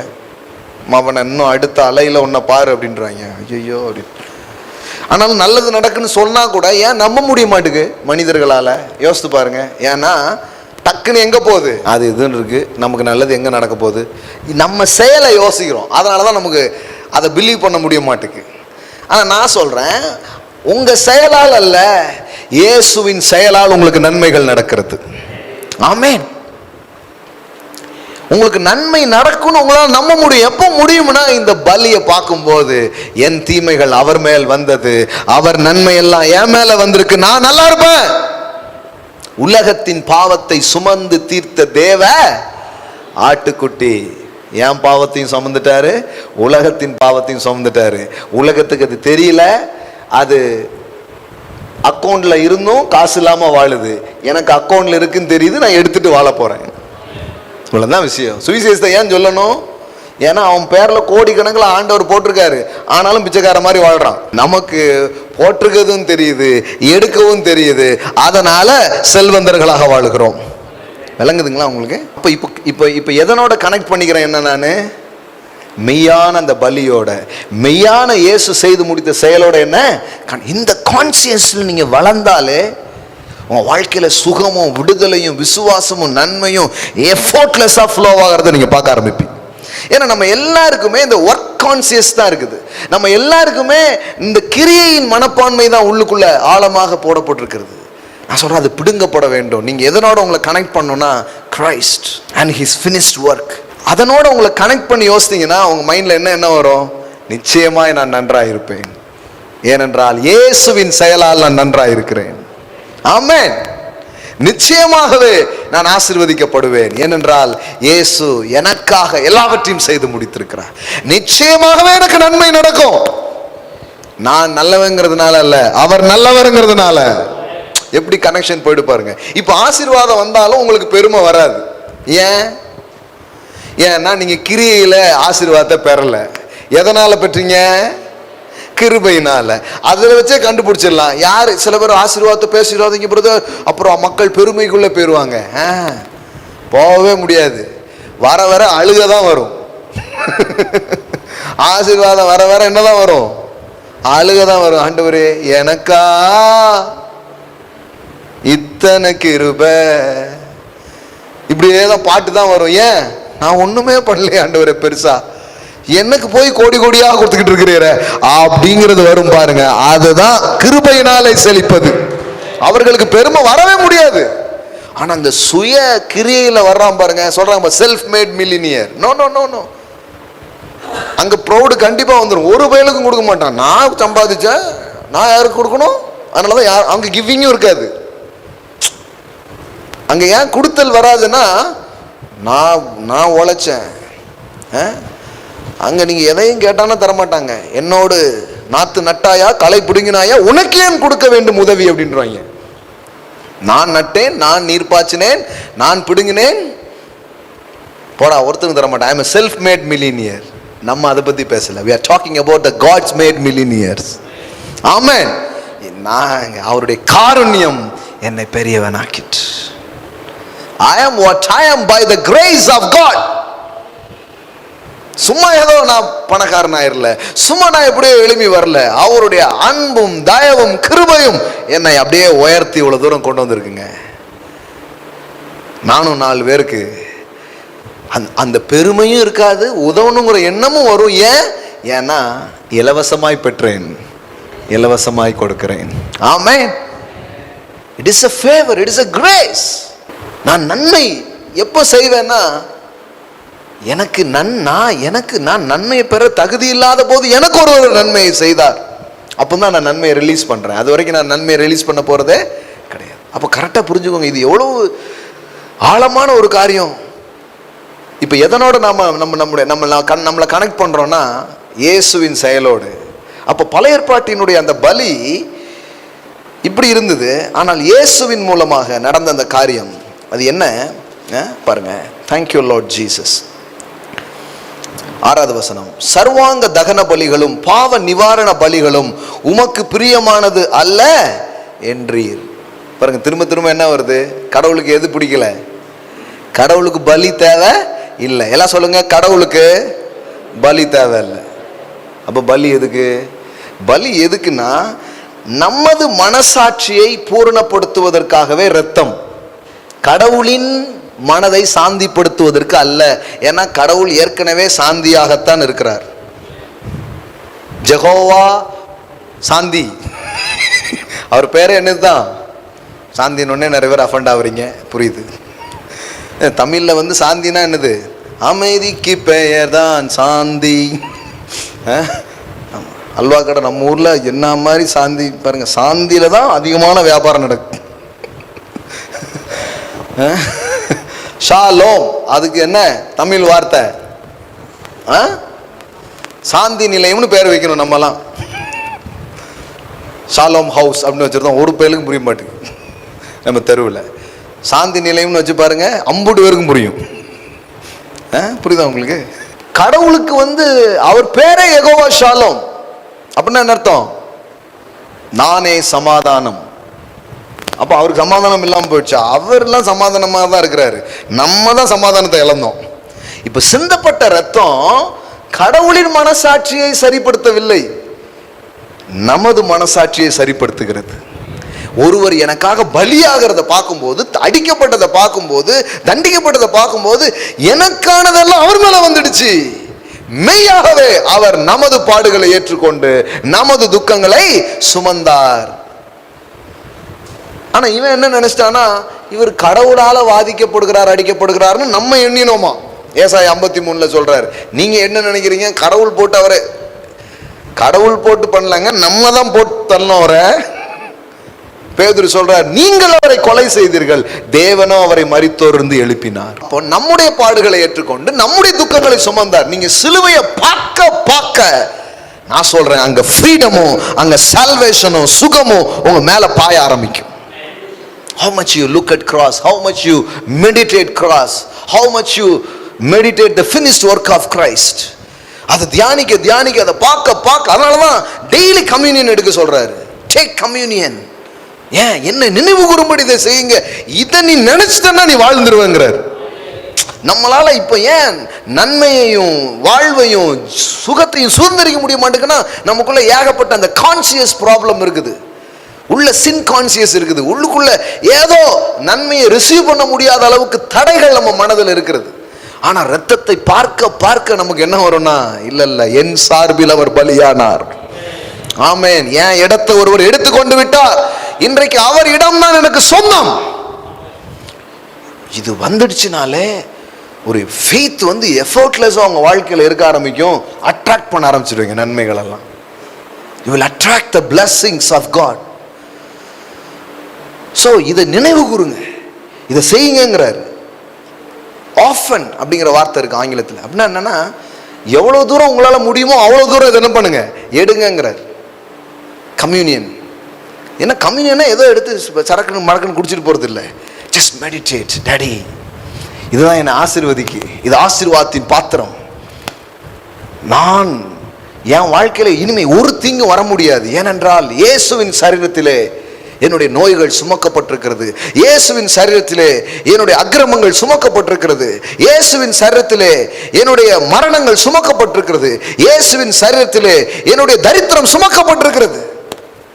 இது யோசிக்க யோசிக்க, இது தியானிக்க தியானிக்க, நான் சொல்றேன், உங்களுக்குள்ள ஜீவன் உள்ள பாய ஆரம்பிக்கும்.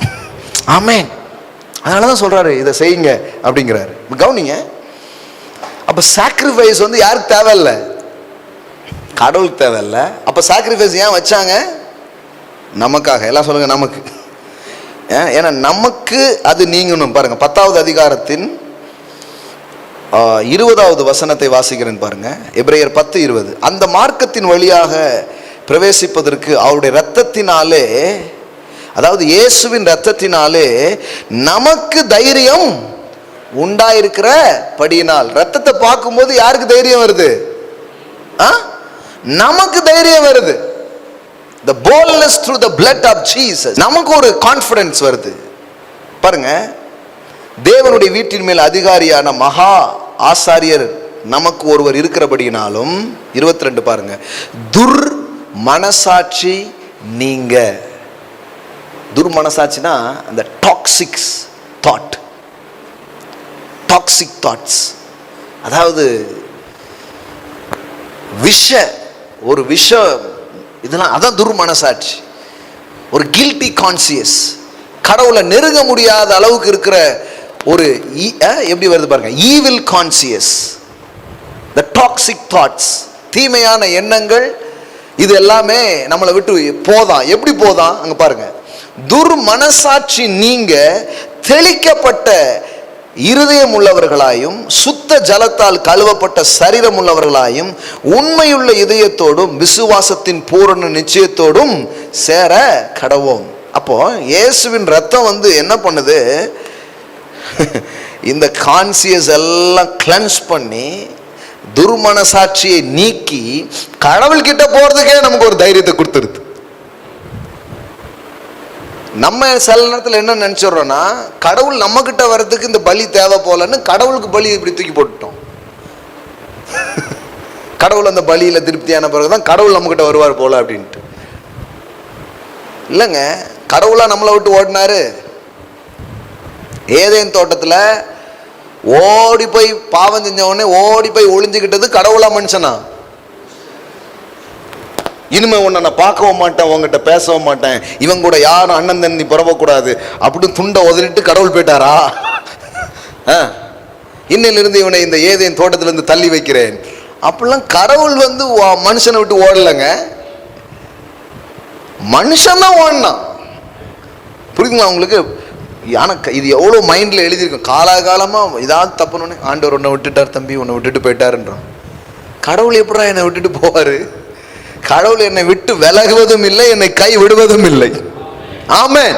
எந்த கடவுளை பற்றி பேசுறாங்கன்னே தெரியலப்பா. எங்கேயுமே கடவுள் மனுஷனை விட்டுட்டு போறது இல்லைங்க. ஆனால் மனிதனுக்கு ஒரு சுயாதீனம் இருக்குது. கிளிக்கு ரெக்க முளைச்சிட்டு ஆத்த விட்டு பறந்துடுச்சு அப்படின்னு இவன் வேணா என்ன பண்ணலாம், வெளியில போகலாம். ஏன்னா இவர் அவனை கட்டாயப்படுத்தி பிடிச்சு வைக்கல. இளைய மகன் தகப்பனே நான் உங்களை விட்டு தூரம் போறேன்னு அவன் தான் போறான். சரிங்களா? துன்மார்க்கமா வாழ்றான். இன்னொரு நாள் திருப்பி வரும்போது அவர் சேர்த்துக்கிறார். அப்போ இந்த பலியை ஏன் வைக்கிறாருன்னா, இதை பார்க்கும்போது இவனுக்கு ஒரு கான்ஃபிடன்ஸ் வருது. என்ன அவர் ஏற்றுக்கொள்கிறார். என் மேல வச்ச அன்புல தன் குமாரனே மறிக்கணும்னு கொடுப்பாருன்னா அப்ப என் மேல கடவுள் கோபமா இல்ல, என் மேல அவர் பிரியமா தான் இருக்கிறாருன்னு இதை பார்க்கும்போது எனக்கு ஒரு தைரியம் வருது.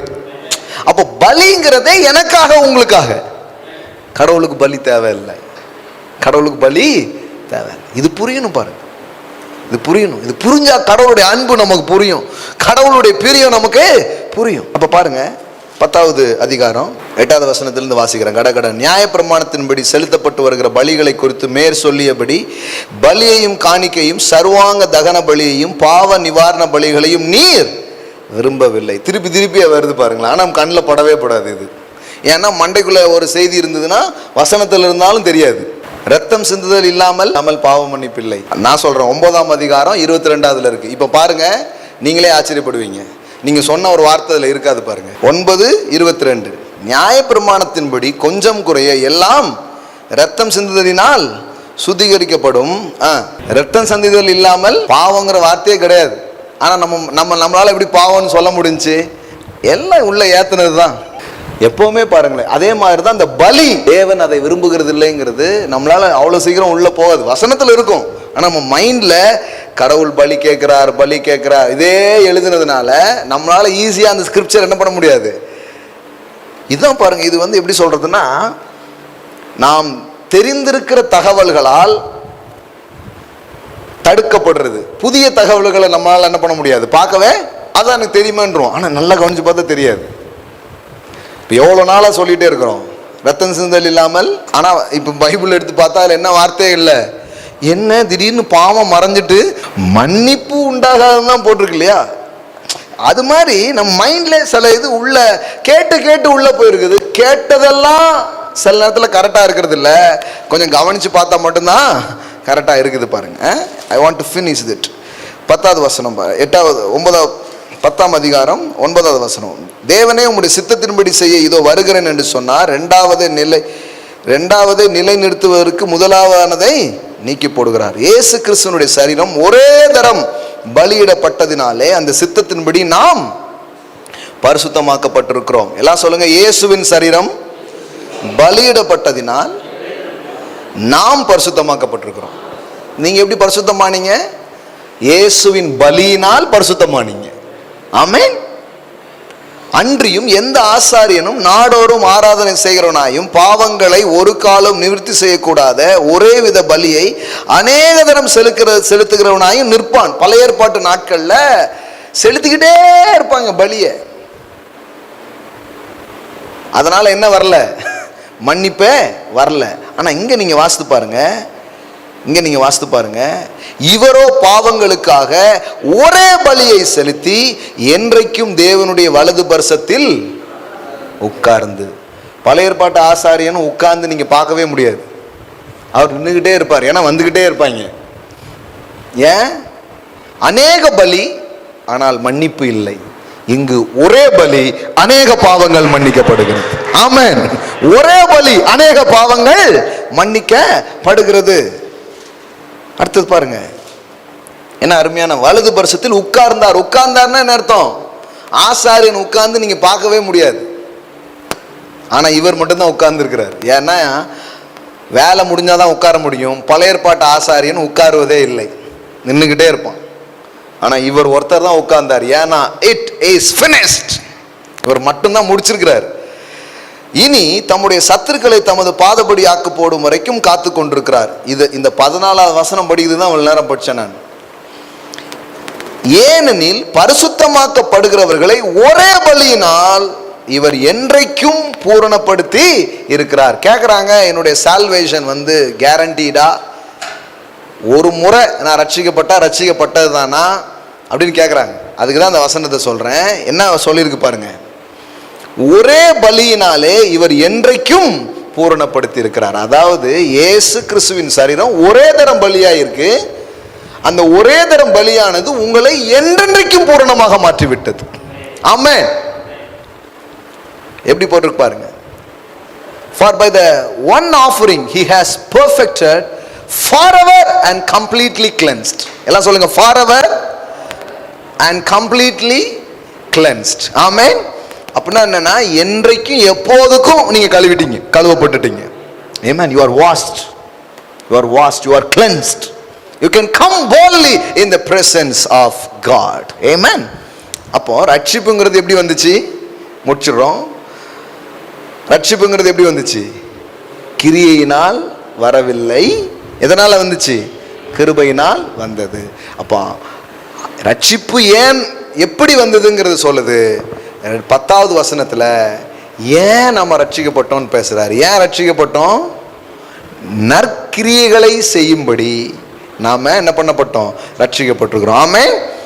நற்கிரியை செய்து ரட்சிக்கப்படவில்லை, அது கிஃப்ட். ஆனா ரட்சிக்கப்பட்டது எதுக்கு? அட்டூழியம் பண்றதுக்கா? இல்ல. Doing a good works. நல்லது செய்து நான் ரட்சிக்கப்படவில்லை, ஆனால் நல்லது செய்யவே ரட்சிக்கப்பட்டிருக்கிறேன். இது புரியுதுங்களா உங்களுக்கு? கடவுளுக்கு முன்னாடி நீ எந்த குட் ஒர்க்கும் பண்ணாலும் அது போதாது. ஃப்ரீலி, இலவசமாய், கிருபையினால் நீங்க என்ன பண்ணப்பட்டீங்க? ரட்சிக்கப்பட்டீங்க. இப்போ அது கிளியர். எப்படி ரட்சிக்கப்பட்டோம்? கிளியரா இருக்கா? எல்லாம் சொல்லுங்க, ஒரே பலியினால் என்றைக்கும் என்னை பூரணப்படுத்தி இருக்கிறார். ஆமென். அன்றைக்கு அநேக பலிகள், ஆனால் யாரும் பூர்ணப்படுத்த. இப்போ ஒரே பலி, ஆனா என்னைக்கு என்ன ஆயிட்டோம்? பூர்ணமாய் மாற்றிட்டோம். சோ இப்படிதான் ரட்சிக்கப்பட்டோம். அப்ப எப்படி ரட்சிக்கப்பட்டோம்? கிரியையினால் ரட்சிக்கப்படல, அவருடைய கிருபையினால், இயேசு செய்த செயலால். அப்ப அடுத்த வசனம், ஏன் நாம் ரட்சிக்கப்பட்டோம்? ஏனெனில் நற்கிரியைகளை செய்வதற்கு இயேசு கிறிஸ்துவுக்குள் நாம் என்ன பண்ணப்பட்டிருக்கிறோம்? சிருஷ்டிக்கப்பட்டிருக்கிறோம். இப்ப ரட்சிக்கப்பட்டதின் நோக்கம் என்ன? What is the purpose of salvation? இது புரியணும். எப்படி ரட்சிக்கப்பட்டோம் என்பதை புரியணும். அடுத்தது ஏன் ரட்சிக்கப்பட்டோம்? ஏன் ரட்சிக்கப்பட்டோம்? அதனுடைய நோக்கம் என்ன? பரலோகத்துக்கு போறதுன்னு இல்ல, நற்கிரியைகளை செய்வதற்கு. ஆமென். எல்லாம் சொல்லுங்க, நற்கிரியைகளை செய்வதற்கு. அப்போ எப்படி ஆம்பிளிஃபைல எவ்வளவு அழகா இருக்கு பாருங்க. For we are his workmanship, his own master's work and the work of art. கடவுளுடைய வேலைப்பாடாக நாம் இருக்கிறோமா? Created in Christ Jesus, reborn from above, spiritually transformed, renewed, ready to be used. பயன்படுத்தப்படுவதற்கு தகுதியான ஆளா என்ன பண்ணிட்டாராம்? மாத்திட்டாராம். For good works which God prepared for us. அதாவது நற்கிரியை செய்ய நம்ம ரட்சித்தது மட்டும் இல்ல, அதுக்காக சில ஆயத்தத்தை கடவுள் பண்ணி வைத்திருக்கிறாராம். அதனாலதான் நான் உங்களுக்கு சொல்றேன், நீங்க ஏதோ ரட்சிக்கப்பட்டேன் அப்படி வாழ மாட்டீங்க. இந்த பூமியில கொஞ்சம் பேருக்கு நல்லது செய்கிற அளவிற்கு திராணி உள்ளவர்களாக, நன்மை செய்கிற அளவிற்கு பலன் உள்ளவர்களாக நீங்கள் வாழ்வீர்கள். ஆமென். நீங்க இந்த சால்வேஷன் இப்ப கிஃப்டா வந்துடுச்சு. தேவனே உங்க பட்சம் வந்துட்டாரு. இப்ப கடவுள் உங்களை எம்பவர் பண்றாரு, உங்களை பலப்படுத்துறாரு. எந்த அளவுக்குன்னா நற்கிரியைகளை செய்வதற்காக. Good works. எல்லாம் சொல்லுங்க, குட் ஒர்க்ஸ். நீங்க ரட்சிக்கப்பட்டது குட் ஒர்க்ஸ் பண்ணி கிடையாது, அது கிரேஸ். ஆனா ரட்சிக்கப்பட்டதின் நோக்கம் எதற்காக? Good works. ரட்சிப்பை பெற அதை நீங்கள் செய்யவில்லை, ரட்சிப்பை பெற்ற நீங்கள் நற்கிரியைகளை செய்கிறீர்கள். ஆமென். அதனாலதான் இத பிலிப்பியர் 2வது அதிகாரத்துல பவுல் சொல்லுகிறார், உங்கள் ரட்சிப்பு நிறைவேற பிரயாசப்படுங்கள் அப்படிங்கிறார். அப்படின்னா என்ன அர்த்தம்? கடவுள் உங்களை ரட்சித்துட்டாரு, இப்ப ரட்சித்ததின் நோக்கம் நிறைவேற பிரயாசப்படுங்கள். ரட்சிக்கப்படுறதுக்கு பிரயாசப்பட முடியாது, ஏன்னா அது ஃப்ரீ கிஃப்ட். ஆனா ரட்சிக்கப்பட்டதின் நோக்கம் நிறைவேற பிரயாசப்படுங்கள். அங்க பாருங்க, ஆதலால் எனக்கு பிரியமானவர்களே, நீங்கள் எப்பொழுதும் கீழ்ப்படுகிறது போல் நான் உங்களுக்கு சமீபமாய் இருக்கும் போது மாத்திரமல்ல, தூரமாய் இருக்கிற இப்பொழுதும் அதிக பயத்தோட, ரெஸ்பெக்டோட, நடுக்கத்தோட உங்கள் ரட்சிப்பு நிறைவேற பிரயாசப்படுங்கள். அதாவது work out salvation, not work for salvation. நமக்கு எப்படி சொல்லி கொடுத்துட்டாங்கன்னா ஒர்க் ஃபார் சால்வேஷன், ரட்சிப்புக்காக வேலை செய்யுங்கன்ட்டாங்க. ரட்சிப்புக்காக நான் என்ன வேலை செய்ய முடியும்? ஒண்ணுமே செய்ய முடியாது. Not work for salvation, work out salvation. அதாவது ரட்சிக்கப்பட்டதின் நோக்கம் அல்லது ரட்சிப்பில் இருந்து கொண்டு ஒன்றை செய்யும்படி தேவன் உங்களை அழைத்திருக்கிறார். ஆமென். எல்லாம் சொல்லுங்க, குட் ஒர்க்ஸ். ஆமென். அதனாலதான் பாருங்க, இந்த மாதிரி திருமணங்கள் மட்டும் இல்ல, நாம் அநேக நல்ல காரியங்களை செய்வதற்கு கடவுள் நமக்கு சக்தி அளிக்கிறவராயிருக்கிறார், கிருபை அளிக்கிறவராயிருக்கிறார். ஆமென். நீங்க நினைக்காதீங்க நீங்க உங்க வாழ்க்கை இப்படியே இருக்குதுன்ட்டு. தேவன் உங்களை கிருபையினால் ரட்சித்திருக்கிறாரு. ஆனா ரட்சித்ததின் நோக்கம் என்னன்னா, நீங்கள் அநேகருக்கு நன்மை செய்யும்படியாக. எப்படி இயேசு நன்மை செய்கிறவராய் சுற்றி திரிந்தாரோ, ஆமென், உணவு இல்லாதவர்களுக்கு உணவை, உடை இல்லாதவர்களுக்கு உடையை, கல்வி இல்லாதவருக்கு கல்வியை, வீடு இல்லாதவர்களுக்கு வீடை நீங்க கட்டி கொடுக்கிற அளவுக்கு, வாங்கி கொடுக்கிற அளவிற்கு கடவுள் உங்களுக்கு கிருபையும் சக்தியும் அளிக்கிறவராக இருக்கிறார். ஆமென். That is the power of salvation. That is the purpose of salvation. இந்த இடத்துக்கு சபையை கொண்டு வரதுக்கு பதிலா இவங்க தரித்திரத்தையே பேசி, இவங்க தரித்திரத்தில் உட்கார்ந்தது மட்டும் இல்ல, வந்தவங்களையும் தரித்திராக்கிட்டாங்க. கிறிஸ்தவ கூட்டம்னாலே ஒரு தரித்திர கூட்டங்கிற மாதிரி பேர் வாங்கிட்டாங்க. இதெல்லாம் உடைக்கணும் இயேசுவின் நாமத்தினாலே. ஆமென். ராயல் ஃபேமிலி, அது பணக்கார சர்ச்சாமே அப்படிங்கிறாங்க. வெளியில அப்படிதான் பேசிக்கிறாங்க, பணக்காரங்க சர்ச்சை அது அப்படிங்கிறாங்க. நல்லா தான் சொல்றாங்க. நான் என்ன சொல்றேன்னா, எல்லாருமே பணக்காரங்களா வரல, ஆனா இந்த சுவிசேஷம் அநேகரை செல்வந்தர்களாக மாற்றி இருக்கிறது. ஆமென். இந்த சுவிசேஷத்தை கேட்டா அப்புறம் எப்படி ஏழையா இருக்க முடியும்? செல்வந்தர்களாக தான் இருக்க முடியும். ஆமென். வாழ்க்கையில உயர்ந்து தான் வர முடியும். ஆமென். ஏன்னா நான் நற்கிரியைகளை செய்வதற்கு இயேசுவினால் நீங்கள் சிருஷ்டிக்கப்பட்டு, கடவுளே உங்களை அப்பாயின்ட் பண்ணிட்டாருங்க.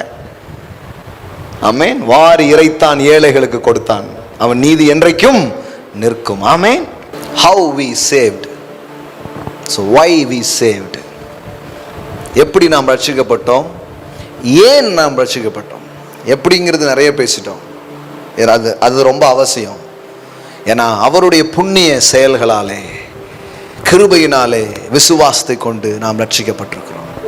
கடவுள் உங்களை குற்றவாளியா பார்க்கல, உங்களை சொந்த மகனாக பார்க்கிறார். உங்களை பாவியா பார்க்கல, நீதிமானாக கருதவில்லை, நீதிமானாவே ஆக்கிட்டார். அவர்கள் நீதிமானாக கருதப்பட்டார்கள். ஆனால் தேவன் உங்களை நீதிமானாக கருதவில்லை, நீதிமானாகவே மாத்திட்டார். ரேக்லாமா ஷாடாலா பாராகாத்தாரா. இப்போ உங்க மேல ஒரு தெய்வீக எம்பவர்மெண்ட் வந்திருக்குது, பலப்படுத்துதல் வந்திருக்கிறது. எதுக்காக? நற்கிரியைகளை செய்வதற்கு. இயேசு கிறிஸ்துவுக்குள் நீங்கள் சிருஷ்டிக்கப்பட்டிருக்கிறீர்கள். கவலைப்படாதீங்க. இன்னைக்கு நல்லதுக்காக உங்க வாழ்க்கையிலே சில நன்மைகள் இல்லாத மாதிரி இருக்கலாம். நான் சொல்றேன், பெரிய நன்மை வந்துடுச்சு. அதான் சால்வேஷன். இவ்வளவு பெரிதான ரட்சிப்பை அப்படின்னு வேதவசனம் சொல்லுது. உங்க வாழ்க்கையில ரட்சிப்பு வந்திருக்கனாலே பெரிய நன்மை ஒண்ணு வந்துடுச்சு. கடவுளுடைய செயல் உங்க வாழ்க்கையில வந்துடுச்சு. நீங்க நன்மை செய்யத்தான் அழைக்கப்பட்டிருக்கிறீர்கள். அதனால நான் சொல்றேன், ஒருவேளை இன்னைக்கு அந்த அளவுக்கு உங்க கையில இல்லாம இருக்கலாம், ஆனா உங்க கை வாரி இறைக்கும்.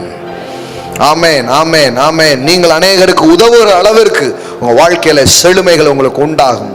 தரித்திரம் உங்க வாழ்க்கையில இருக்க முடியாது. பாவம் உங்க வாழ்க்கையில இருக்க முடியாது. சாபம் உங்க வாழ்க்கையில இருக்க முடியாது.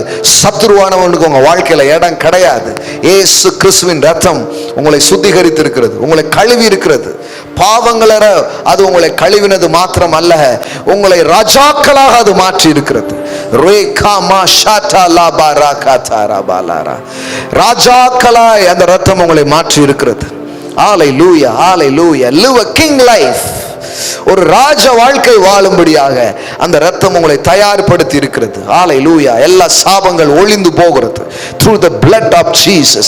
இதுவரைக்கும் அந்த கிரியை மென்டாலிட்டியில் இருப்பீங்கன்னா ஒரு மீட்பு இன்னைக்கு உங்களுக்கு உண்டாகட்டும். அவர் செஞ்ச அந்த செயல்கள் உங்கள் மனதில் எப்பொழுது ஓடிக்கொண்டே போகட்டும். ஹல்லேலூயா. அந்த லா மென்டாலிட்டி இன்னைக்கு உங்களை விட்டு நீங்கி போகட்டும். அந்த ஒர்க்ஸ் மென்டாலிட்டி நீங்கி போகட்டும். Oh, not by might, not by power, by the Spirit. பலத்தினால் அல்ல, பராக்கிரமத்தினால் அல்ல, என் ஆவியினாலே என்று சொன்னாரே. ரே மஹாசா ப்ரோஷாட்டா லாபாராலாரா. கிரியையினால் அல்ல, அவருடைய கிருபையினால் நான் ரட்சிக்கப்பட்டேன். ஓ, இது உங்களால் உண்டானது அல்ல, இது தேவனுடைய ஈவு. It is a free gift of God. It is an unmerited favor. ஷேகா நாமோ ரோதோ ரஷாடா லாமானா கதாரா.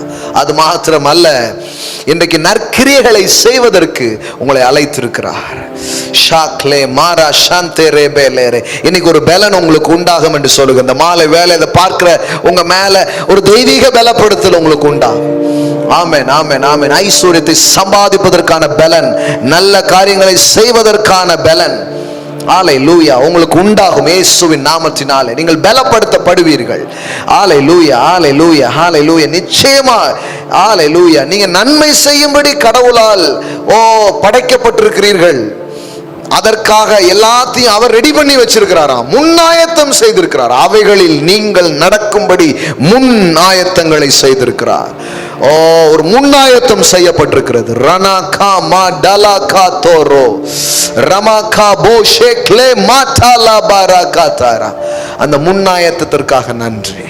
அந்த அந்த அந்த ப்ரீ பிளான் முன்னாடியே ரெடி பண்ணி வச்சிருக்கு. கவலைப்படாதீங்க, நான் என்ன செய்ய போறேன், எப்படி செய்ய இல்லைங்க.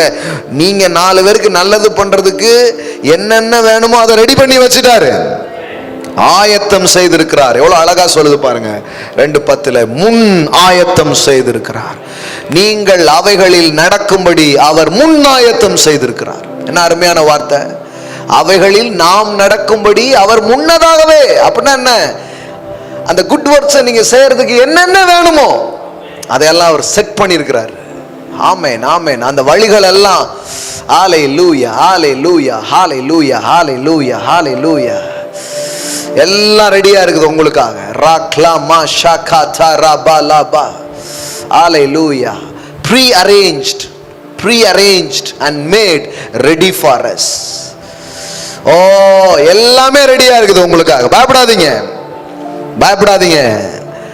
உங்களை ரட்சித்தவர், உங்களை மீட்டு கொண்டவர், அநேகருக்கு நன்மை செய்யும்படியாக உங்களை தெரிந்து கொண்ட தேவன் எல்லாத்தையும் ரெடி பண்ணி வச்சிருக்கிறார். அவர் கரம் உங்க வாழ்க்கையில் அதை உறுதிப்படுத்தும். அவருடைய ஆவி அதை உங்க வாழ்க்கையில கொண்டு வந்து சேர்க்கும். தேங்க்யூ அப்பா, தேங்க்யூ அப்பா, தேங்க்யூ அப்பா. இந்த மாலை வேளையில் இந்த வெளிச்சம் எங்களுக்குள்ளே வருவதற்காய் ஸ்தோத்திரம். இன்னைக்கு ஆன்லைன்ல யூடியூப்ஸ்ல பார்க்குற பிள்ளைகள் மேல இந்த வெளிச்சம் பரம்புகிறதற்காக ஸ்தோத்திரம். என்ஜாய் பண்ணட்டும், இந்த ரட்சிப்பை என்ஜாய் பண்ணட்டும். அதே நேரத்தில் நன்மை செய்கிறவர்களாய் அதற்கான திராணி பெருகட்டும் இயேசுவின் நாமத்தினாலே. Thank you Jesus, thank you Jesus. அநேகருக்கு கையை நீட்டி உதவுகிற அளவிற்கு சத்துவங்கள் பெருகட்டும் இயேசுவின் நாமத்தினால். வியாபாரங்கள் ஆசீர்வதிக்கப்படட்டும், கையின் பிரயாசங்கள் ஆசீர்வதிக்கப்படட்டும். ஓ தேங்க்யூ லார்ட். பெருக்கங்கள் உண்டாகட்டும் தாப்பனே. ஹல்லேலூயா, ஹல்லேலூயா. நற்கிரியை செய்யும்படியாய் கிறிஸ்து இயேசுவுக்குள் சிருஷ்டித்து அதற்கு எல்லா ஆயத்தத்தையும் செய்து வைத்திருக்கிறீரே, இந்த நாள் முதற்கொண்டு அதை பார்க்கட்டும். தேவன் ஆயத்தம் பண்ணின அந்த நன்மைகளை கண்கள் காணட்டும். அந்த ஆயத்தங்கள் வாழ்க்கையில வந்து அடையட்டும். அந்த பாதைகளில் வாழ்க்கை நடத்தப்படட்டும். அந்த முன் ஆயத்தம் பண்ணி வச்சுங்க, அந்த pre arrangement and made ready for us சொல்லியிருக்கிற அந்த அந்த அந்த ரெடி ஆக்கப்பட்டிருக்கிற அந்த பாதைகளில் அவர்கள் வாழ்வு நடத்தப்படட்டும். ஒருவேளை ராங் டைரக்ஷன்ல போயிட்டு இருந்ததுன்னா இன்னைக்கு அது மாறட்டும். அந்த அந்த சரியான அந்த வழிகளிலே வாழ்க்கை திரும்புவதாக நான் சொல்லுகிறேன் இயேசுவின் நாமத்தில். டாடி, நீங்க அதை செய்யறதற்காக நன்றி இயேசுவின் நாமத்தினால் பிதாவே. Amen, amen, amen. Praise God. Amen, amen. கர்த்தர் நல்லவர். ஆமென். எத்தனை பேர் ஆசீர்வதிக்கப்பட்டீங்க? ஆமென். Thank you Lord Jesus. கர்த்தருக்கு நாம் கொடுக்க போகிறோம் நம்முடைய நன்றியை வெளிப்படுத்தும்படி. நம்முடைய ஆஃபரிங்ஸ், நம்முடைய சீட் நாம் தேவனுக்கு நாம் கொடுக்கலாம். Thank you Lord Jesus.